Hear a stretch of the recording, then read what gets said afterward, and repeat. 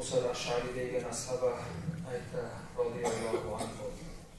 Bilezik Peygamber sallallahu aleyhi ve sellem bizge ashabalarga aytdi. Kıyamet gün bir adamlar olacak.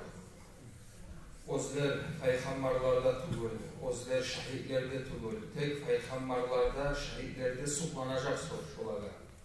Allah-u Teala kıyamet gün şolaga bergen darajaga, hatta peygamberlerde, şehitlerde suqlanacak degan.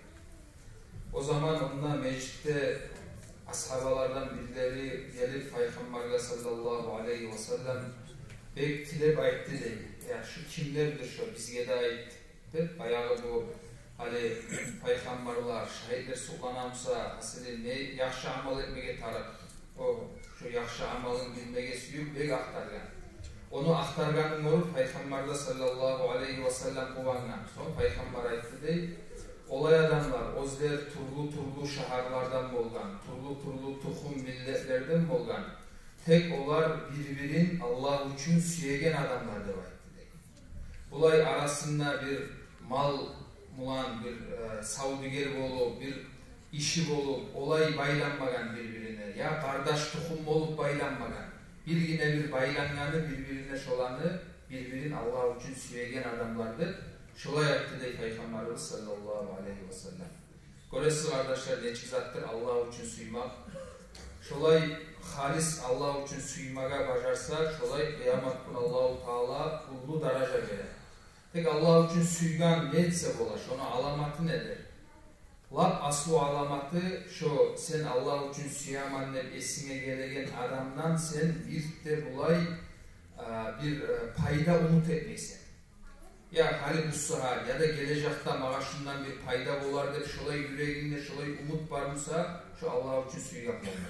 Şolay bir sağa bakkan yakta bir payda bolar dep umutun yok. Birgine bir şu Allah-u Teala'ga yuvup muğay, Allah-u Teala suyegen kılıkları var muğay şu adamını dep şu yağından suysan ona hani şu bola Allah üçün suyu.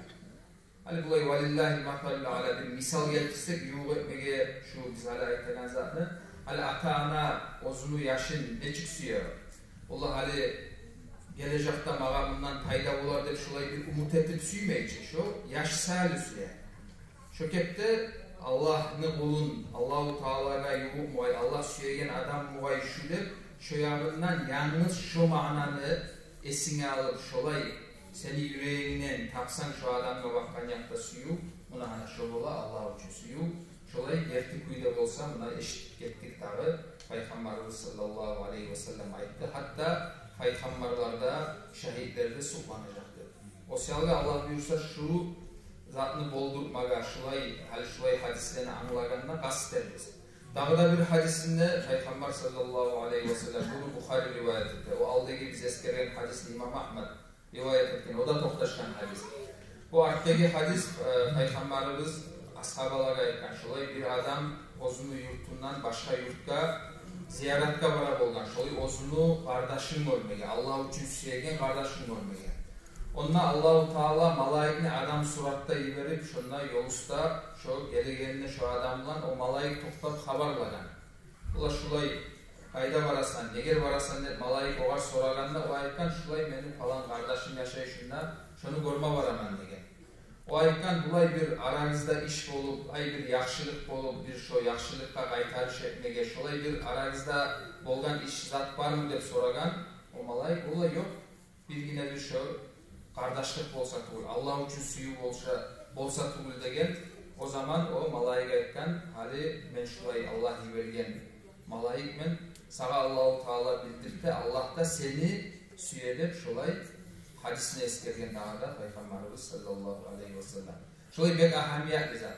Tek bir şart var dağı Allah üçün olmaga dağı. Allah varımızga da nasip etsin. Amin ya Allah. Salata